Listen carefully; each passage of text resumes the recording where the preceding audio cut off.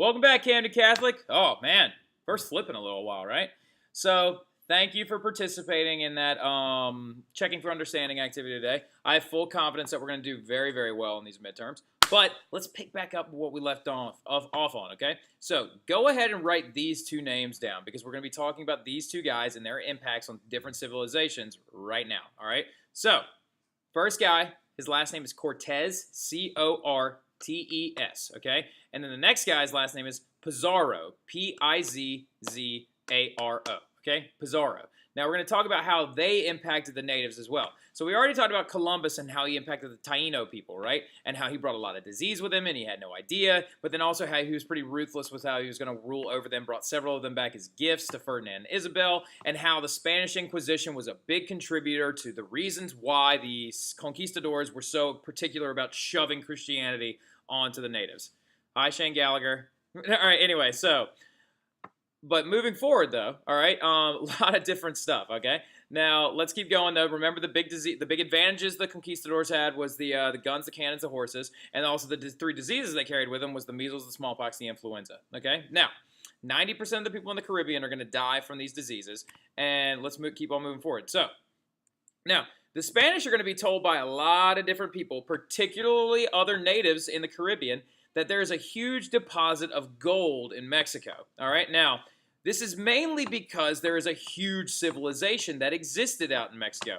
That civilization is called the Aztecs, all right, Aztec, all right, the Aztec people. Now, much like the Aztecs are just as much a Native American as your Shawnee, your Lenape, your Olmec, your Seneca, like they're just another tribe. But the thing about the Aztecs is they're very, very, very scientifically advanced. They are very, very powerful. They have a large military. However, they still don't have the same things that Europeans do, like guns, cannons, horses, things like that, right? Now, Hernan Cortez, huge tool bag, is going to land in Mexico in 1519, okay? So this is less than 30 years after Columbus actually landed in the Caribbean. So, as you can tell, the Spanish are moving quickly. They're getting out there, and they're getting out there fast. All right, now, so Cortez headed towards the capital city of the Aztecs called Tenochtitlan. All right, now, anyway, so Tenochtitlan was huge. It had over 1 million people in it. Enormous, okay? They created all of these amazing things. They created literally, the Aztecs were so smart that they created these things called chinampas, all right? And a chinampa is a floating island to actually farm on top of, rooted in with a tree. I'll show you a cool picture of it tomorrow. But the Aztec people were wicked smart people, so it's not like it's going to be that easy. But here's the thing. Cortez is a smart guy. He's going to start stopping along the way. Now, there are a lot of smaller native tribes that live around the Aztecs that don't like the Aztecs because the Aztecs are so powerful and they have so much gold and they are so rich, right? Now, they're going to stop along the way and they're going to make friends with all of Aztecs' enemies.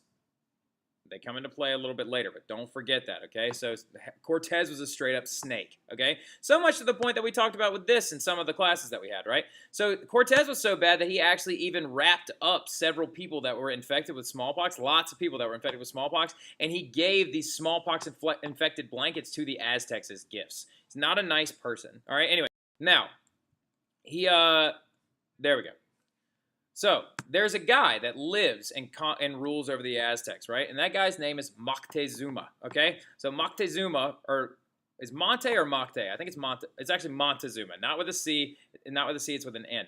Montezuma is the Aztec king, and he hears that Cortez is on his way. Now, here's the thing. Remember, what's more accurate, written or oral records? Anybody? Good job, Oliver. Nice. Written records are much more accurate, right? Well, people have been telling stories of these conquerors on the way. And if you had seen for the first time in your life, if you were a Native American, and you saw white Europeans carrying guns, metal weapons, showing up on huge boats, and then also riding horses, you would think that they were what? A god, right? So Montezuma actually thought Cortez was a god sent by their supreme god, Quetzalcoatl, which is right there, to destroy the Aztec civilization. So what Montezuma does is he's like, all right, I'm going to try and make this guy happy. And he sends gifts all the way to Cortez, right, when he was out in the jungle. So he actually sent gifts to him. Now, the thing about it is that it really backfired on Montezuma big time because he sent these gifts as a message to stop there. Don't come any closer.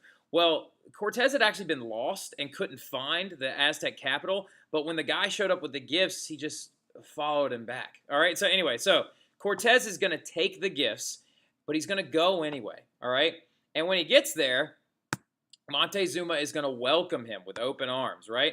And the first thing the Spanish do, of course, is they try to convert the Aztecs to Christianity, right? So now the Aztecs are going to resist because the Aztecs have a lot of traditions that they were already pretty fond of, like human sacrifice. And also they had their own religious structure. So Cortez took Montezuma as a prisoner to gain control of his gold and all of his treasure. But the Aztecs are going to fight the Spanish out of Tenochtitlan successfully. Unfortunately, their king is going to die during the battle. So Montezuma dies during the battle that he has with Cortez, but the Aztecs push them all the way out. Huge victory for the Aztecs. They swarm on top of the Spanish, and they push them all the way out.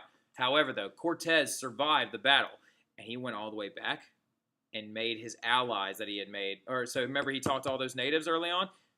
He got all those guys, and then they showed back up in Tenochtitlan, and they destroyed the entire thing because a bunch of smallpox that the Spanish had brought with them on accident had actually killed a large number of the Aztecs.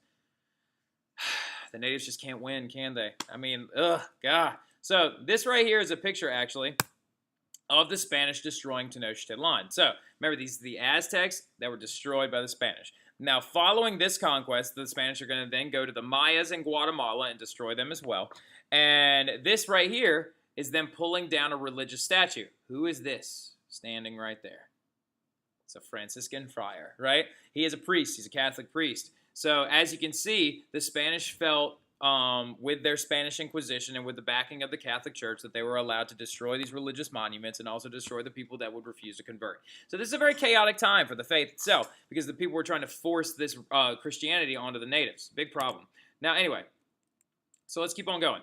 Now, the Spanish adventurer Pizarro is going to show up as well, but he's going to meet the Incas in Peru, okay? Now, the Inca have a huge amount of gold as well. They actually have several gold and silver mines. And the Inca were a very prosperous people. They had over 500 miles of roads already built. They had already figured out how to do brain surgery. They had figured out how to make anesthesia to, like, put you to sleep so they could do operations.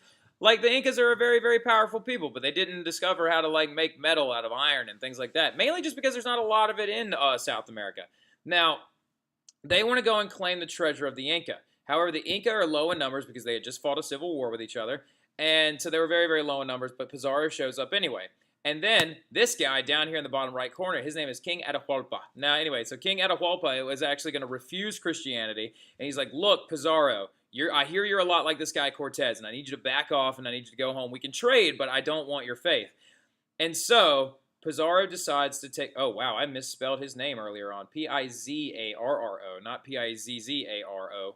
That sounds like pizza roll. Anyway, so the Spanish the Spanish are then going to kill thousands of Inca because they took Atahualpa as a prisoner and they held him for ransom, right? They say, bring us all of the gold in the kingdom and we will release your king unharmed. The Incans paid the ransom, but right after they finished paying it, they killed Atahualpa, the Incan king, anyway. So, the Spanish are being very, very rude to the natives, right? So that's the Inca. We're going to be destroyed. Now, the effects of the Spanish conquest in America is the Spanish are going to set up a lot of gold and silver mines, and they're going to use their new wealth to become one of Europe's most powerful and richest and strongest people. The native populations are going to be wiped off. I think I put whipped, but wiped off the earth, and the survivors are going to have no choice but to convert or concede. Now, we're going to talk about a lot of other things when they try to the Spanish establish their colonies. We're going to talk about the encomienda system, and we're going to talk about slavery, and we're going to talk about how that then enforced the African slave trade and things like that. So, this is just a drop in the bucket, right? Things to draw back from this. Columbus is the first wave of conquistadors. The conquistadors have a lot of advantages like guns, cannons, horses. They brought a lot of disease with them. Cortez shows up and destroys the Aztecs. Pizarro shows up and destroys the Incas. The now powerful native people in South and Central America have been destroyed, leaving way for the Spanish to take over everything. They set up gold and silver mines. Spanish becomes very, very rich. Okay? So, we'll talk more about this stuff tomorrow when we talk about establishing colonies in the New World. Can't wait to see y'all then. Have a good night, Camden Catholic.